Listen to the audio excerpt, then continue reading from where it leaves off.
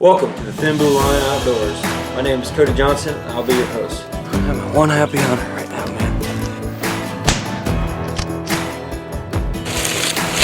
Alright, guys. Here she is. Here at the Thin Blue Line Outdoors, we have three goals. Show you a good time. I just shot him. Teach you something. Planting some clover down. And lead by example. It's looking good. Great though. Congratulations. Thank you, sir. If I can accomplish one of those three, that's a win in my book. Thanks for listening. Be safe out there.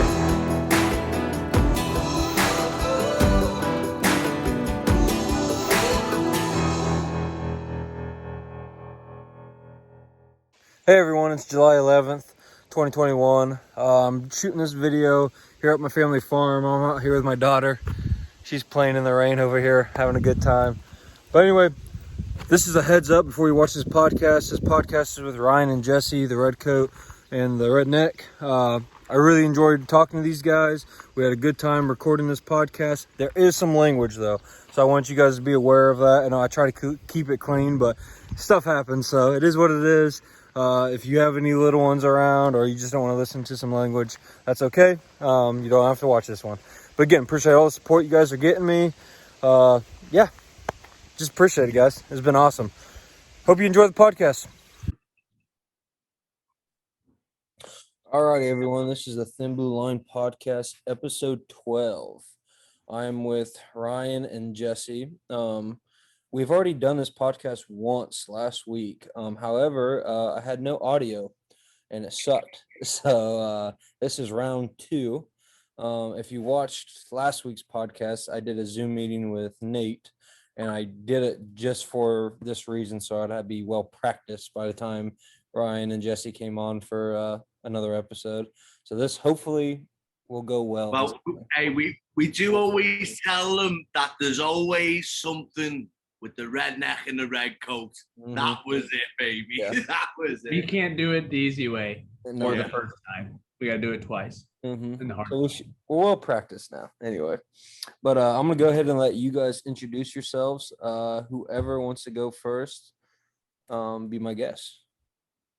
Well, hello. My name is Jesse Sams, aka the Redneck from the Thin Blue Line Outdoors. Last time I forgot this, so I'm going to start off with this. I am a dad and a husband. I'm a dad of three awesome boys. One's 3, one's 1.5 years, and one's a newborn. My wife is also awesome and lets me go do all these hunting excursions. And I bring them up first because they're part of the reason why I got into the outdoors, and then why I wanted to do kind of what Boom was doing and film, because he's right. It's one thing to tell the story, but it's another thing to like actually show your kids. Like yesterday, or not even yesterday, this morning, my oldest and I were going through photos of the fishing trip, and he just like his eyes are lit up and he's so excited, right? And he can't wait to go. I can't wait to show him a video of it. Mm-hmm. I'm a principal at an elementary school in my area. As far as hunting, I've been hunting for 6-7 years now. Got into it after college. You know, wanted to try it in college, but you're broke. Wanted to try it when I was growing up, but just nobody. I mean, everybody knew at my school hunting, but nobody like my family did at the time. But we did a lot of fishing growing up. I met Boom in college at Eureka College. I think he came in my junior or sophomore year. You were fifth year senior, right? I did half a victory lap. No, instantly clicked, instantly got along, and so now we've been kind of, you know, he's been my mentor in this hunting game, and couldn't have asked for a better mentor. So appreciate you're a good liar, Jesse. I am a good liar, but not about that. What's going on, folks? I'm Ryan. I'm the Redcoats, they call me. All the way from Liverpool, England, as you can probably tell by the accent. If you see I got into here today, if you say again today, little tear coming out of Ryan's eye today. He's still feeling it from the 4th of July yesterday. Celebrating his biggest loss his country's ever had. So typical Yank, bringing up things from 400, 500 years ago. I mean, come on. Let's move on. Anyway, all the way from Liverpool, England. As you can probably tell by the accent, I got into hunting maybe about 9 years ago. Actually, it was my wife's uncle, one of the best hunters I've ever known. Like, and just watching him doing his trade and watching him open his freezer and seeing that whole lifestyle in action. This is one thing that I tell most people, you know, the joke I've got with Americans is, you know, I feel like most Americans want to get out this country, and I tell them all the time, everyone outside this country is trying to get in.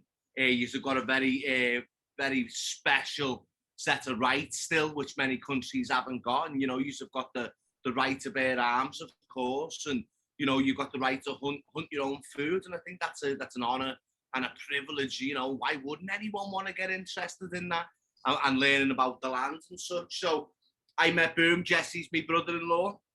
I met Boom through Jesse, and I still remember the first time showing up on the land, complete novice, still learning. But as Jesse said, man, you know, watching Boom and working his land, and, you know, the passion that comes with it, and you know, again, it's a privilege to be hunting with him, and we're still learning. As we said, there's always something new, so you'll be watching our old progress, you know, over this next few years, and I'm really excited about it. So, you know, one thing I don't think I've ever talked about on any of my podcasts and any of my videos. If you heard, especially the guys I went to college with, they keep calling me Boom. And I would like to give you some cool story on why they call me Boom and all that. No, they call me Boomhauer because I have a speech impediment. So that's where that's coming from. I know I've talked about my speech impediment before on the podcast, but I should clarify that. I don't think it's the speech impediment Mhm. that was the Boomhauer. It's just you came in with such like the country accent. Yeah. Yes, it's impediment, but you just definitely got the Boomhauer going out there, but my man, that's Boomhauer. Yeah, which and for the record, I didn't even know you had the speech impediment. well, that's good. I hide it well. I try to anyway.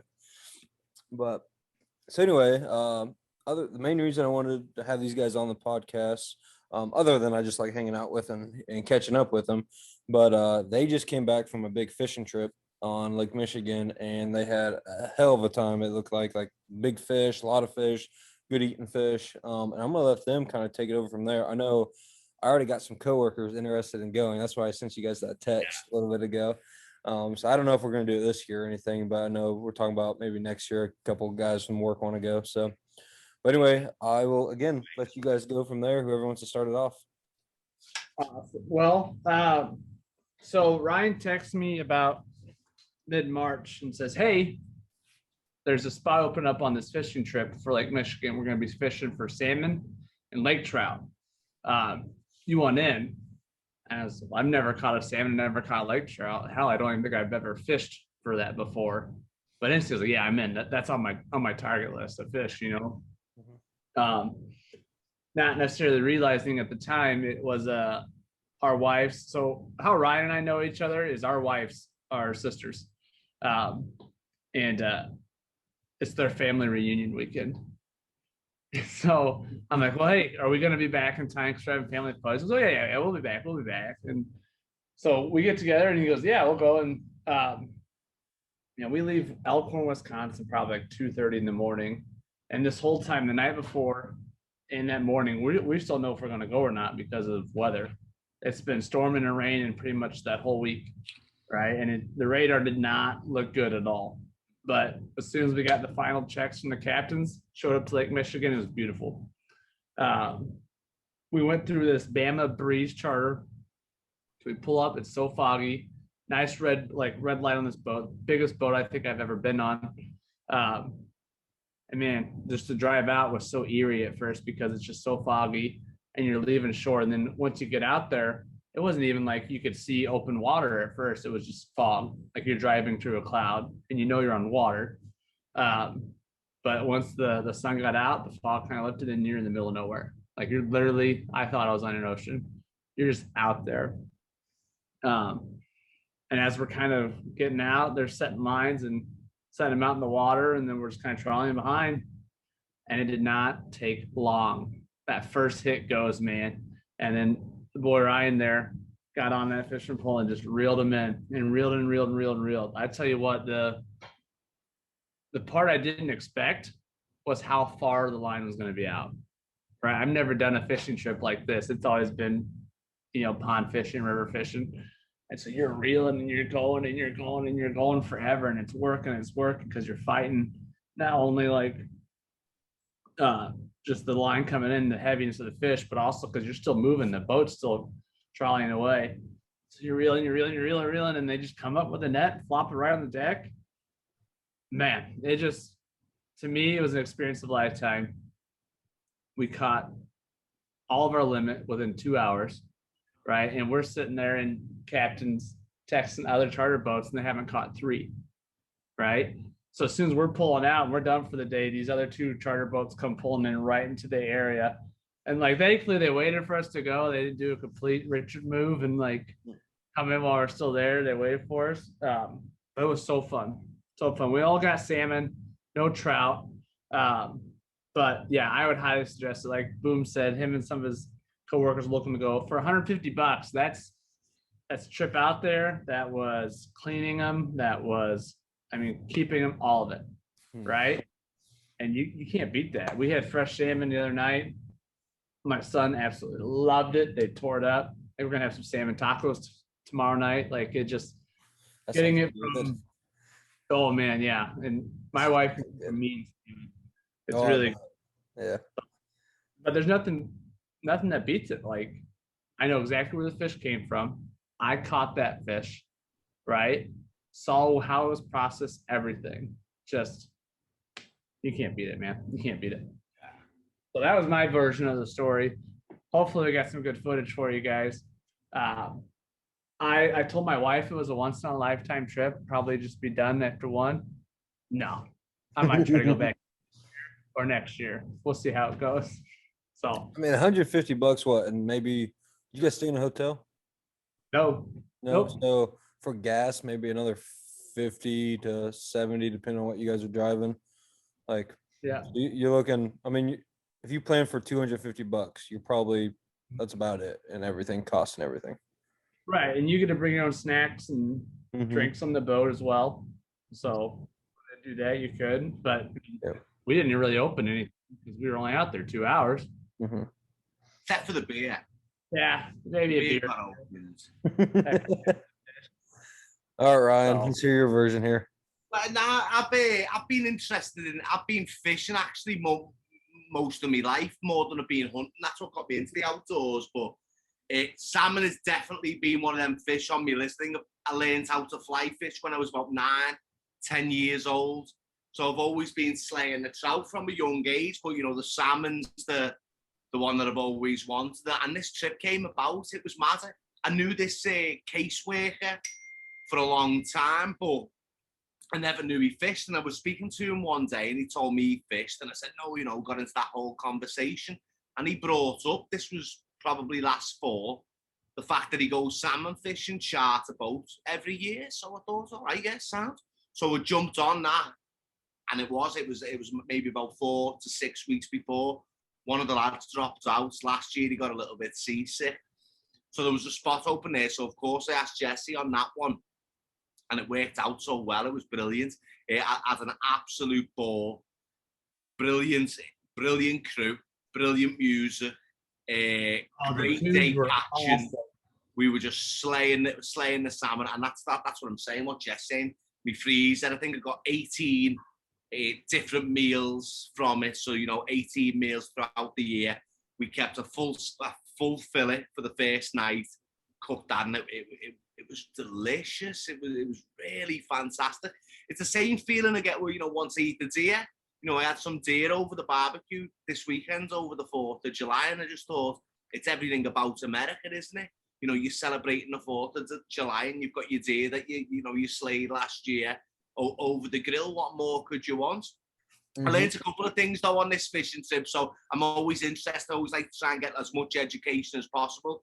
The first thing is that these American rods and reels, what the fucking A about. Man, I jumped on this rod for the first time, and I said, is this a left-handed rod? Like, you know, I was holding it with my left hand, Yeah. and I was cranking it forwards with my right hand. I was like, what is going on?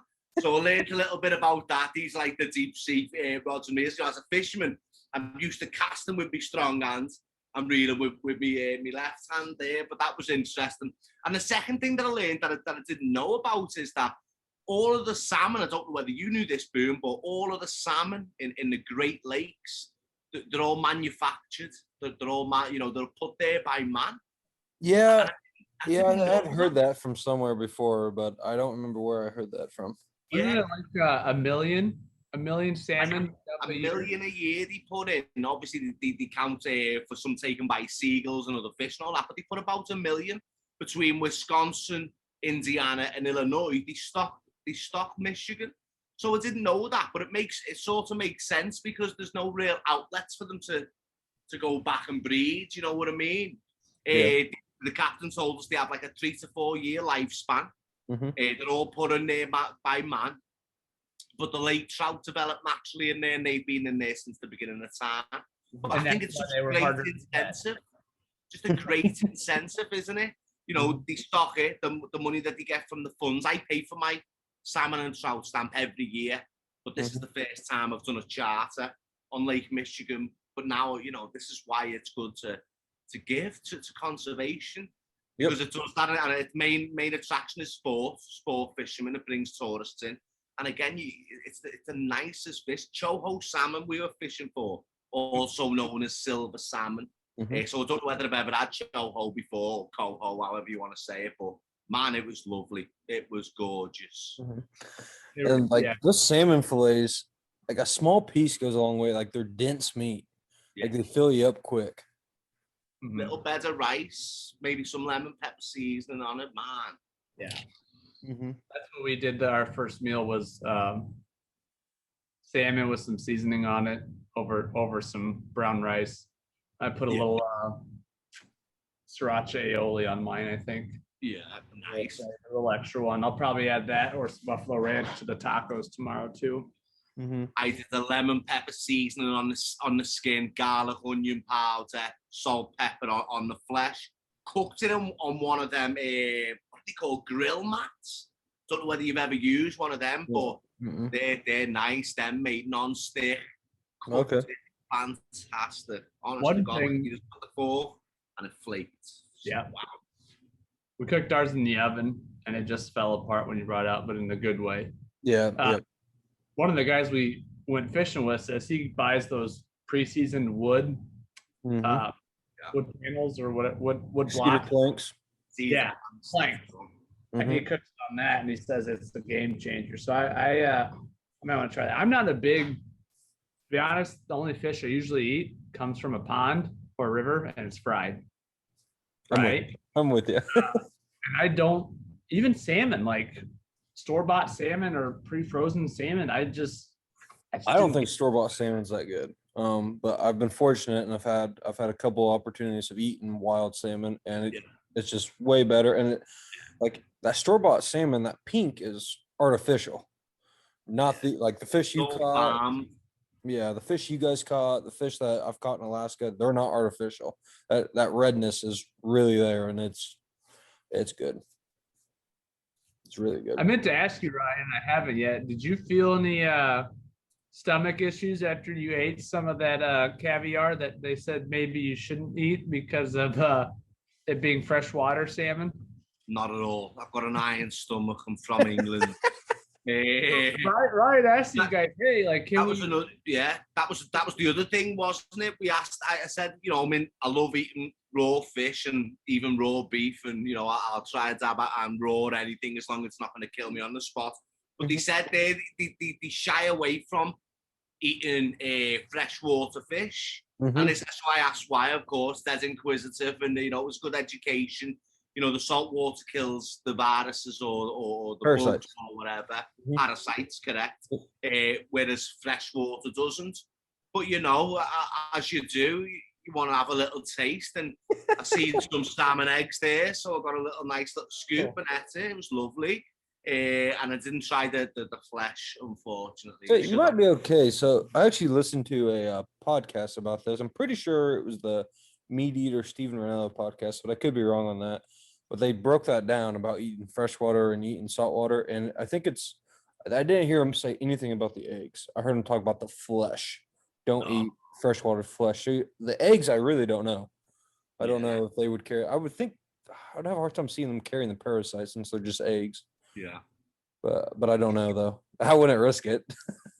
No, that was funny. Like, Yeah. Brian's just like, acting like he's just watching what they're doing, and all of a sudden he goes, I was like, what are you doing? Like, they just said not to eat it raw, and you just did it. Okay, go for it, I It guess. doesn't surprise me, Ryan.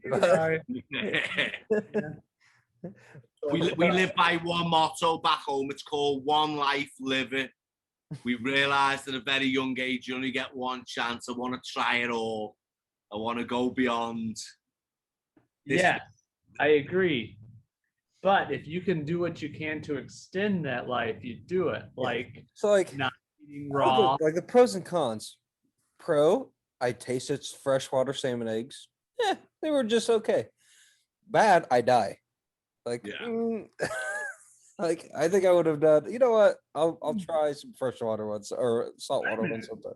You're forgetting the middle part of the story, Boom. Yeah. I survive and I have a great fucking story to tell. Folks, you heard it first on the Thin Blue Line. Raw salmon eggs, iron stomach, no problem. That's It might have been a great weight loss. Yeah. Yeah. It's gonna come out of one end, bud.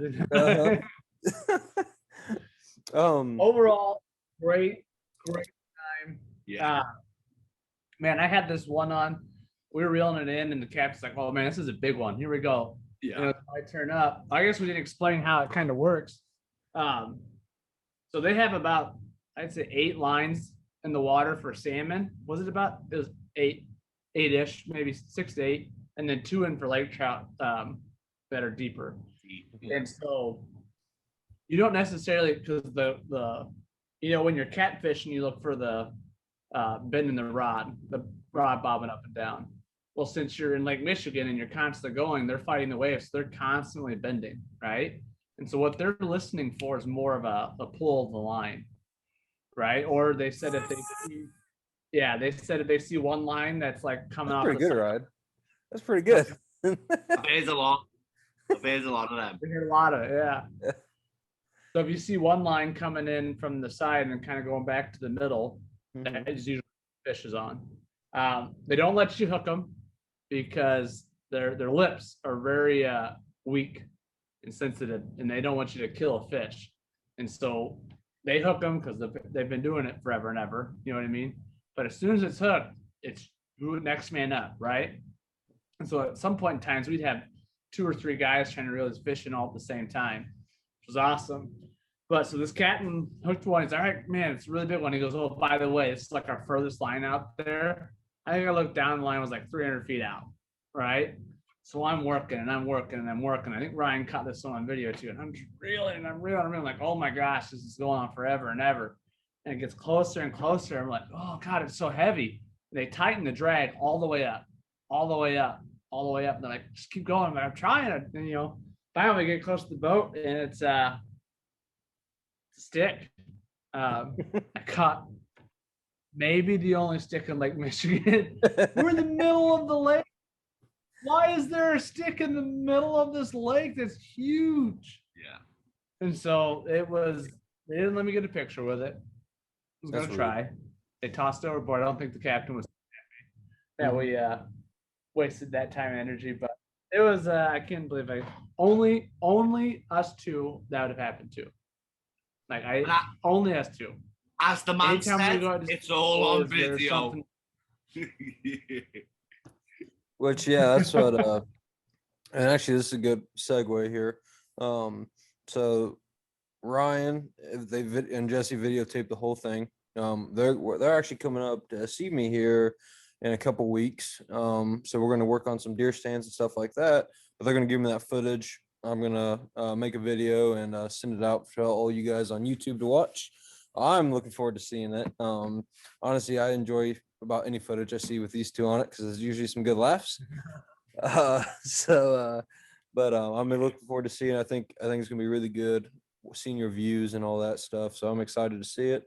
But to go into that with the July visit, so Jesse and Ryan, the way it kind of works is my dad. So we obviously I own the family farm, 60 acres. My dad owns 100 acres. And my dad leases another 80 acres, and we lease it's 30 or 40 of that to Jesse and Ryan. And last year, this was the first year hunting it. We had, I mean, opportunity wise, we had a good year. We had some struggles, which if you watch the videos, you'll see all that. It was a blast, honestly. Out of all the weekends I hunted last year, that was my funnest weekend hunting with you guys. It was a lot of laughs and a good time and a lot of action.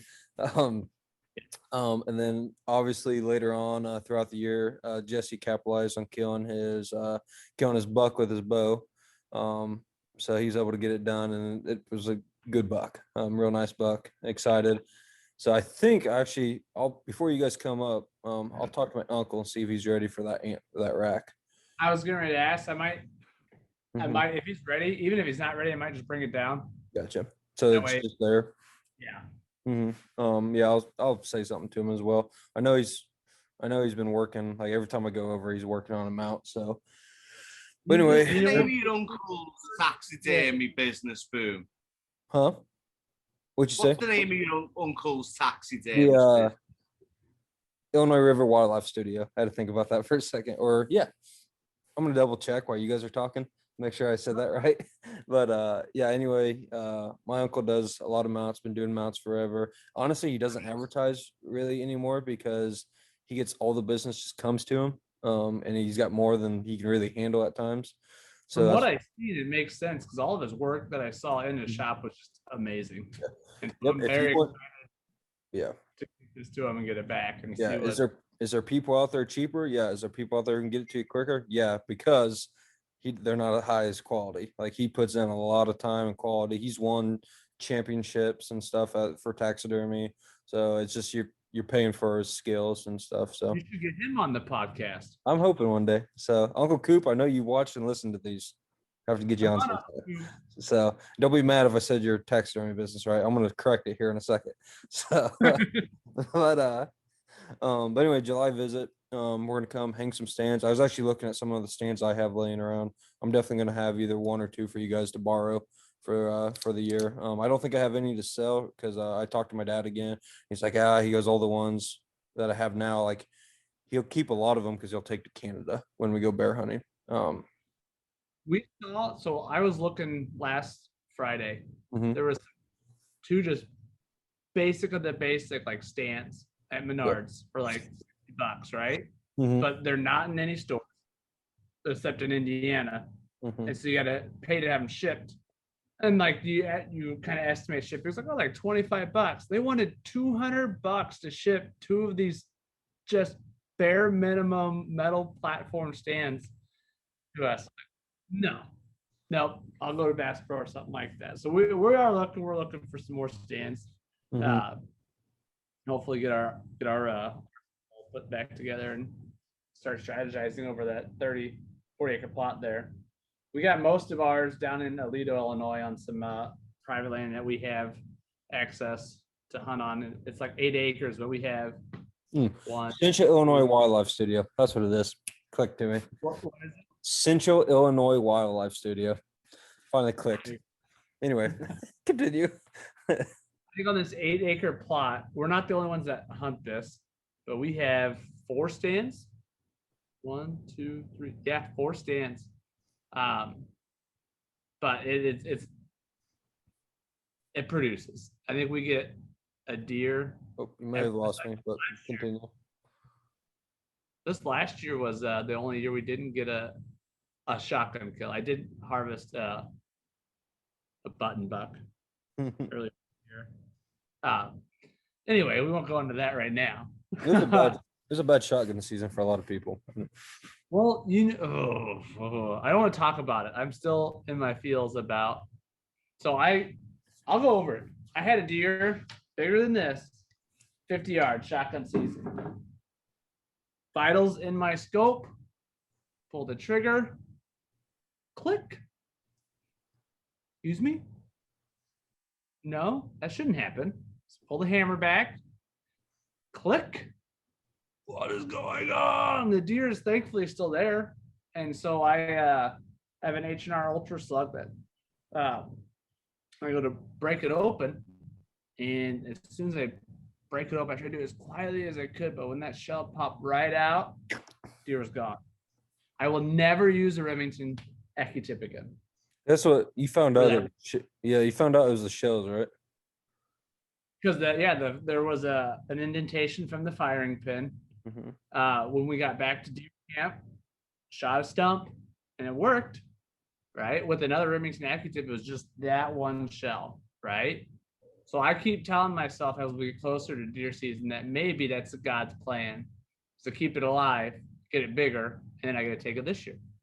But you know what? I can't go shotgun hunting this year, so maybe it's for Ryan. Maybe it's a bow deer. Who knows? But it's been in my mind since last November. I've waken up in cold sweat because of it. Yeah. So, I don't know if it shows on anyway, you guys. That's my rant. Okay. I don't know if it shows on you guys. Just, we got like 6 minutes left. So like I said, if it ends it, I'll just send you guys a new link. But anyway, have you shot a new shell out of it, like a new brand you got out of that gun? I did. I went that deer camp. I shot a Winchester. Oh, and it worked. okay. And it was fine.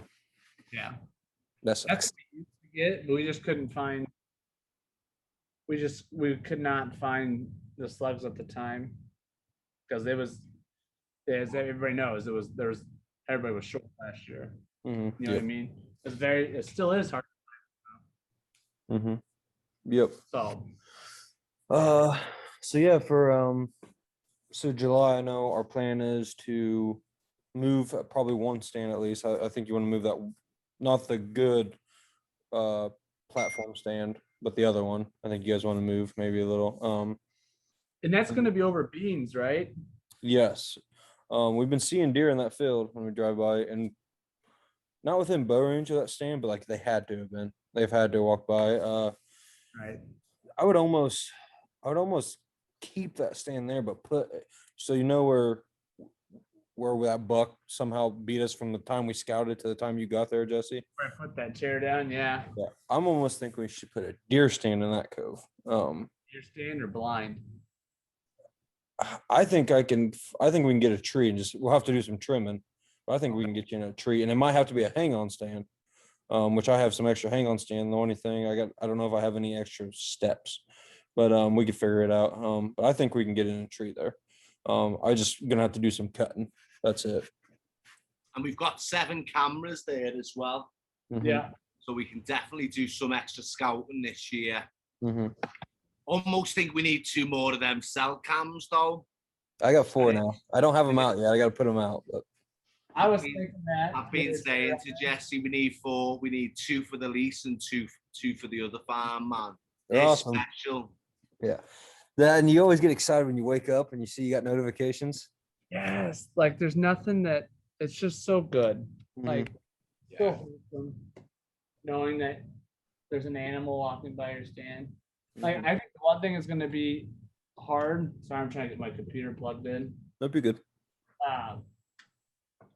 Is if I'm at work during deer season this next year and I get just a monster in front of the camera and I know I can't just go do it. You know what I mean? Just don't forget to text me and tell me the location.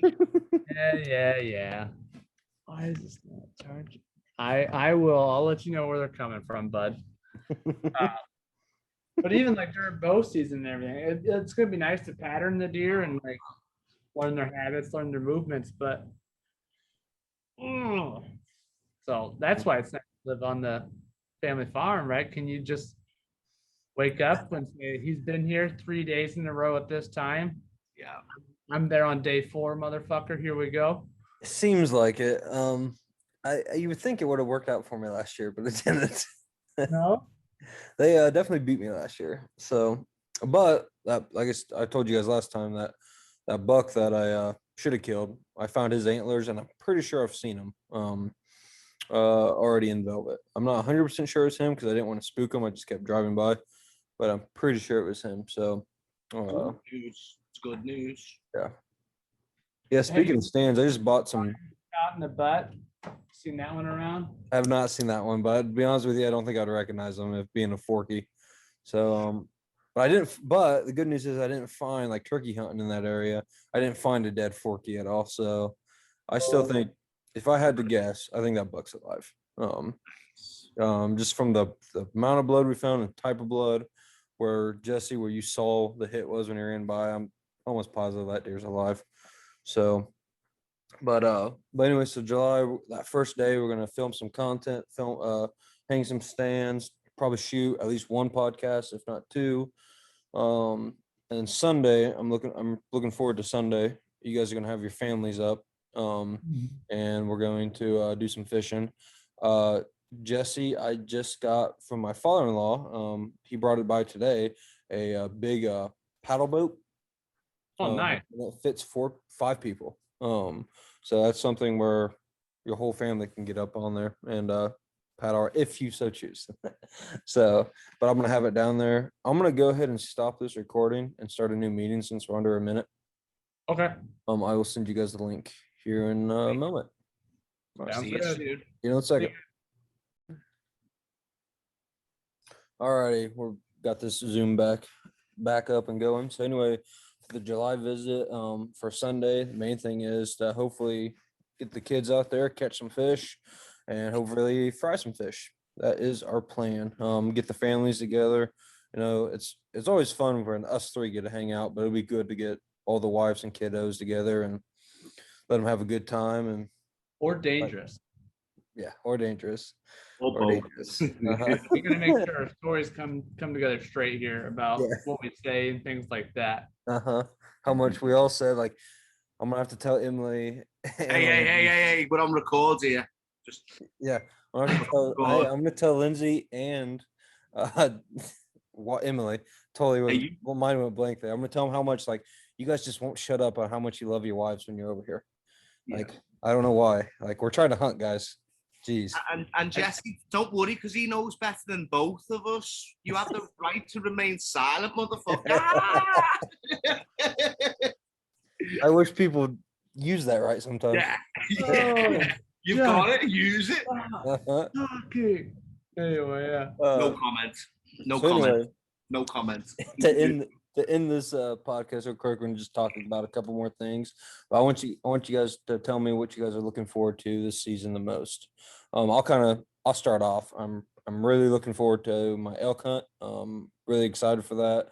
Had a blast last time. And this time I'm going with some guys who've never done a big hunting trip like this, so it's gonna be cool. Hopefully we kill one, but I'm looking forward just to going, even if we don't. I'm also looking forward to that first week in October, though, man. So you guys are always a blast to hunt with, and I really think, obviously, I think there's a chance we can kill a buck, especially if we have one pattern. But I really think we're gonna at least kill some does. If one doe doesn't die that weekend, I'm gonna be very surprised. Very surprised.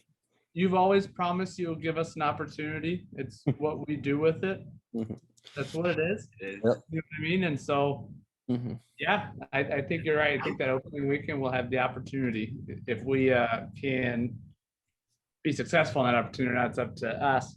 Mhm. So, I think just to go to your question, I think another thing I love about this sport, the day deer camp ends, you're setting up again.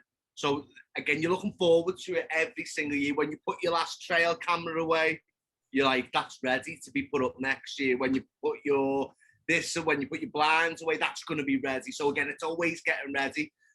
I was looking forward to the salmon fish. We've got that off our list. We both checked salmon off our list. It's a great start to the season.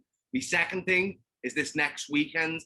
We have done prep work in the past with you before, Boom, but Jesse and I have already talked. We've got this 40 acres. We want to make the most of it. We've got 7 cameras ready to roll. We've got 2 tree stands. We're blessed to have you allowing us to borrow a couple more tree stands. We're going to get it set up this year. I know something I completely forgot to tell you guys. When I was turkey hunting in that area this year, I found an old tree stand, like wooden one, made from who knows how old.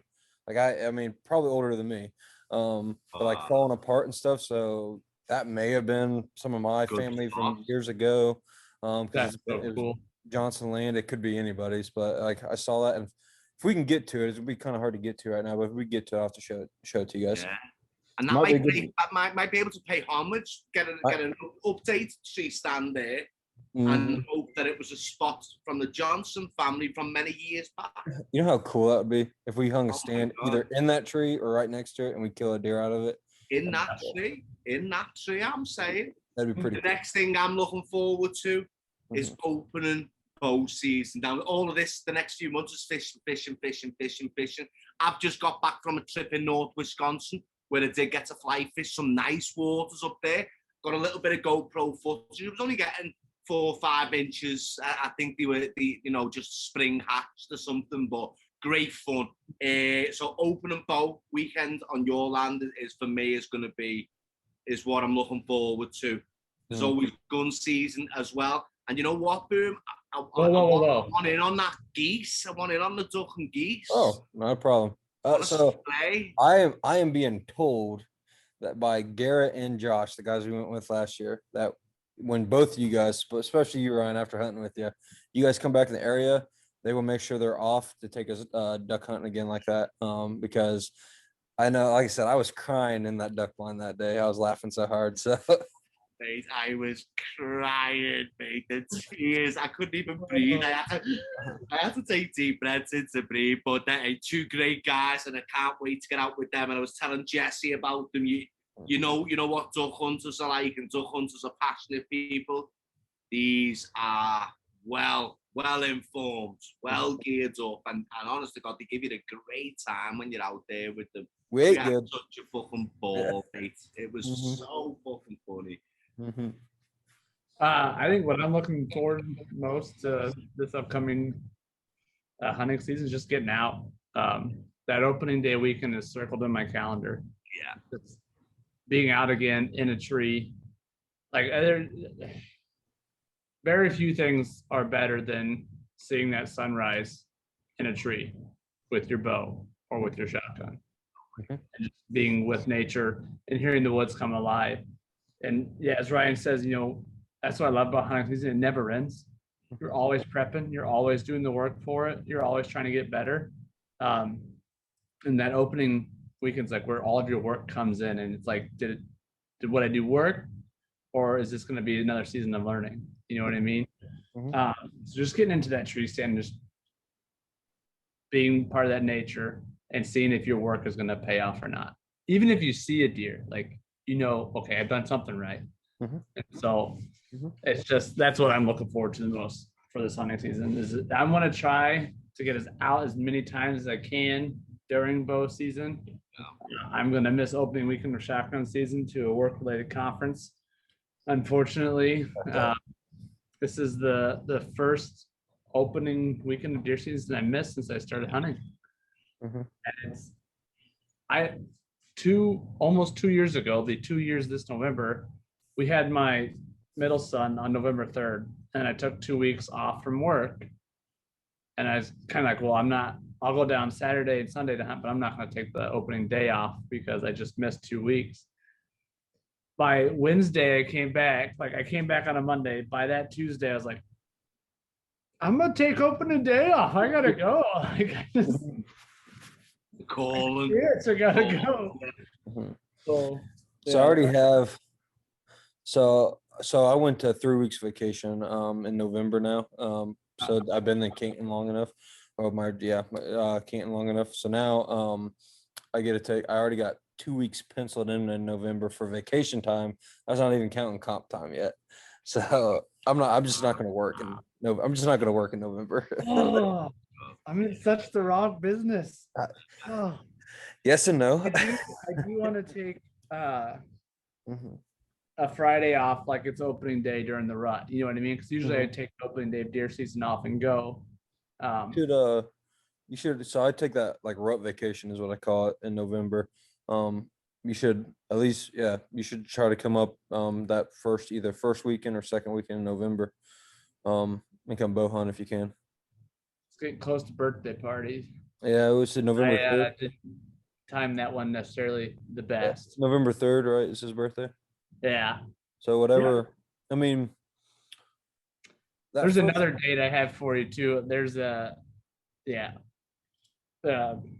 sometime in late October, middle October. We have parent teacher conferences on Tuesday and Thursday night, and then we have no school on the Friday. Yeah. I might try to come down at least for a morning, Mhm. hunt, and then I can. Yeah, if you go hunting in the morning, I'll be free if you get one, and I might even be able to go with you. Should be able to. If you get one in the evening, I'll be at work, but I get off at 10:30. So if it's a late night drag or something like that, I'll be able to help. Perfect. So yeah, so I guess to end this, I don't want to keep you guys so long, but first things, thanks for coming on for a second time. I appreciate We're it. used to doing things twice. We are. Yeah. It just happens. All right. I appreciate that. Always good talking to you guys. I am really looking forward to here in a couple weeks. Having you guys over. It's gonna be a good time, and I already got some like film ideas and footage I want to get. So I'm really excited to get that. Can't wait. Can't wait to come back out. Mhm. Going to your place is like a vacation. Yeah. It really is. I love it. Yeah. I have a whole bunch of Bud Light downstairs already. Obviously bring more if you want, but I do have beer. And other than Why that, would we need that? yeah, I don't know. We don't drink. And I'm probably going to that day we fry fish. I might smoke a backstrap again because I got plenty. So we're gonna bring some salmon as I well. figured. Yeah, I need to keep looking at some smoked salmon recipes to send you guys. I've done it once, and this is poor timing on my part. I did it I did it when my wife was pregnant, with Remy. And anyway, so yeah, you know it. Jesse caught that. But You're a mean man. yeah. So anyway, that smell. My wife couldn't take the smell. I ended up having to throw about half the fillet away because she got to the point. She goes, "I am puking every time I open the fridge." You need to get that salmon out. So I'll see my wife we can bring some sides of some yummy stuff as well. Yep. For that someday. my wife is going to be doing some scalloped potatoes and onions. That she does. So we'll have. So Ryan, if you bring the salmon, obviously we'll have fried fish. I'll smoke a backstrap.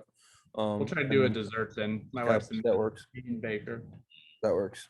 That'd be awesome. I know, and Jesse, will your kids eat fried fish? I know Remy will, but okay, awesome. So cool. Yeah, you probably just tell them it's McNuggets if they don't, but they like. There's very few things I put in front of my kids right now and they won't eat. So I'm not going to promise anything. I may even have some frog legs by then. So my brother-in-law and I are trying to get out. So hopefully that can happen. Next episode of Thin Blue Lines is Outdoor Chef Cutthroat Edition. Here we go. Yeah, we might as well. We're gonna have enough food cooking. Yeah, Steven Ranella got nothing on us. So, Steven, you do. Please, if you're listening to this, you do. Yeah. Why you'd be listening to this, I don't know, but go ahead and call me up. But anyway, we'll just end the podcast on this. Actually, we'll go Ryan or Jesse, you go first, and then we'll leave the storyteller to end the podcast. So every one of you guys, if you guys want to tell a hunting story. So Jesse, start us off. For those of you, you'll find out. All right. If anybody ever gives us the option of somebody going first talking, I always take that option. Because Ryan will do 10 times better than I do, either A, telling a story or B, explaining something. It's not just the accent, right? He has the energy and the passion behind it, and just like too much pressure. How he tells things is, he's crap. You want me to dumb it down for you then, Ryan? Am I too much pressure? Too much now? He's terrible, actually. No. So you know what? I was cleaning out my photos because I got a new phone the other day, so I'll tell a story of my first bow kill ever, which was actually with Boom. And he got it on film, so I watched that film again the other day, and it just was awesome. Awesome to relive that moment. I'll look for the picture while you tell it. So we went out. I think was it the Bernie property? Yep. Yeah. So we went to the Bernie property in Fulton County. Never had a bow kill yet. I've only had at that point maybe 2 shotgun harvests, and had a chance in the morning at a doe at 30 yards, and I missed, and I was absolutely devastated because I was like, that's my chance. That was the opportunity that Boom always talks about that he can provide us, and I wasted it. So what happened was, I was fortunate enough that Boom was in a climbing stand right next to me, and he saw what I did wrong, and he coached me up on it. So when I shot, I instantly moved the bow to see if I got the deer or not. Mhm. Right, and that impacted the flight of the arrow. And so here I am settling in. I'm like, oh my goodness, we're never gonna get this, Then we were fortunate. We went back to Boom's house, ate some lunch. Ryan stayed out hunting, watched the Bears, and that was a terrible game. We ended up losing against the Raiders. We ended on a Mitchell Trubisky interception, like a lot of games. Yeah, that's for a different podcast, different time. Yeah. We walked back out, and this was Sunday, and so it's getting. My wife's pregnant, I think, at the time. She's always pregnant. Yeah. So the last few years. Yeah. I know for sure. I think we had March at this point in time, and she might have been pregnant. And it's getting late, and I still got to drive home and work and everything the next day. And there's this deer that comes out right as it's starting to get dark. So now we're facing shooting light. Am I going to have enough light? And it's just feeding along the tree line that we're in, and it just comes towards us and then turns back around and walks away, and it's playing this puppet game with us, in and out, in and out. Is it going to come or not? And so finally, I think it committed, and I draw back. My heart's pounding. I'm just waiting to send the arrow to get the yardage from Boom. Tells me I think it was about 20 yards. And you made like, it was like 33, 34. You made a good shot. Okay. Yeah. So redeemed myself. Yeah. No, I'll talk you up. No, it was because I remember we said your range was gonna be at 30, but I had seen you shoot, and I was 33, 34, and I'm like, and I know how determined you were at that point in time. I'm like, he can make that shot. I'm like, I remember giving you a yardage, and you smoked it. Yeah. And it ran, and we saw it fall, and it was amazing to have that, off of the list. Like, as we talk about these lists, these are the things that we want. Yeah. So that's me about 100 pounds or so ago, and yeah, okay. Not 100 pounds. I don't know how heavy I was then, but this will be a little graphic, but you can see in that one, he perfectly shot the heart. That's a heart right there. So he made a perfect shot on it. Yeah. And so I just remember dragging it out, taking it to the meat locker. It was just from the beginning day of having such a heartbreak of missing and like, oh, am I going to get another shot? To ending it that way was just awesome. Absolutely amazing. Couldn't ask for a better way to that day. It was a button buck. All right. You may hear in future podcasts, I have a bad nickname besides Redneck. It's the button buck play, because I have this nasty ability to kill button bucks when I think maybe they're just a small doe and I'm too excited. So like my open weekend bow kill last year was a button buck. That bow kill was a button buck. My first shotgun kill was a button buck.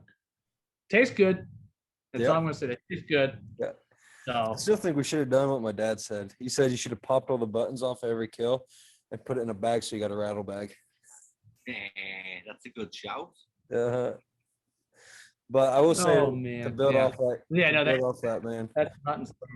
Yeah, that was you killing that deer was the second time I filmed a deer kill, and it was like that's when I kind of knew like, oh, okay, I'm hooked into this filming thing, because like obviously the shot was perfect. That was cool to get all that on film. But like when you like filming that, and then when I turned to you and we're like fist bumping and stuff, I was like, this is all worthwhile, man.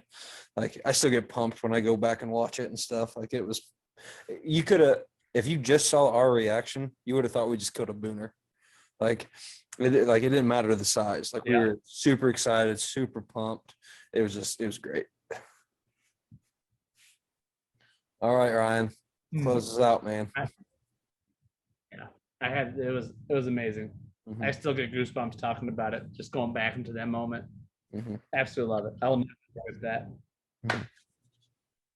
You're asking for favorite hunting story, Boom. Whatever story you want to tell. I know you got probably a few, but well, I've got a vendetta against Boom's lamb right now, folks.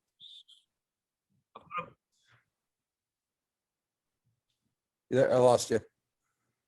Oh, you're slowing down there, lad. My 200 fucking gig download speed isn't liking whatever farm internet you've got there, brother. They're trying to end it now. End it before you get too crazy. No, I've got a vendetta against Boom's land. One of my favourite hunting stories is one of my nemesis, one of my worst hunting stories, but it's one of my favourites. But I've got to repair this year, and I've got to get practicing, which we'll be doing next in the next couple of weeks. But one of the busiest hunting weekends of my life. I gained more experience from these 2 days last year. I think I was hunting the rut. It was my first rough vacation. It was hunting my own, COVID. So I rented an RV. I was out there on my own, and I went out there with Boom for a bit. 2 days, I had something along the lines of 4 shots at 2 different bucks. One buck, I took 3 shots. I missed every one of them. So it's my favourite story because everyone who I've spoke to's like, you had how many shots? How many deer? Man, it takes me 5-6 years to see that many deer. So I don't know whether it was a sign that this year's good things to come, but obviously it's one of my worst stories because I didn't get nothing from it except for the experience of it. But I just remember it was like, in my view, and this is over exaggerated, but you know that scene from 300 where the arrows block out the sun? That's how many arrows it seemed like were coming from his tree stand. Because I'm hunting right across from Ryan, and I'm like, I hear a poof. I was like, oh my God, he just shot. Did he get it? And I see the deer stood still. And then poof, I was like, there he goes. He's no. And then stood still. Like, what are you doing? And for the crowd, Ryan, how big of the buck was it? Oh, 15, 16 points. There was another one, 23, 24 points. I mean, that was so big. He was so big. I could see my heart coming through my fucking chest, mate. I just shit myself. But that was my buck fever. But one of my favourite stories, well, there's 2, but it's the same thing. One was on your property. I don't know whether you remember this. We did do a goose hunt. We were in the goose pit, and your dad came out. And it was, and I think you cooked bear for the first time. I think we had bear and eggs and bacon. And your dad was there with us, and that was like tasting that bear for the first time. Had me hooked, and it was lovely. It was gorgeous, and then just that whole camaraderie, the 4 of us just sitting there. And then the second story, which is the same, which again always replays, was I think it was like 2, maybe 3 seasons ago. There was me, Jesse, and my brother, and we had 4 deer hanging. We had a fire going, like just on the edge of the barn, so the firelight was just flickering on the barn, and you could see the shadows of 4 deer. And we had the chef Jesse making up concoctions left, right, and centre. I think we had deer heart that night. Yeah, and just looking round, and everyone's got a beer. It's nice and peaceful. The fire's flickering. 4 deer hanging. We're just looking, saying, man, that's the next 12 to 18 months of food.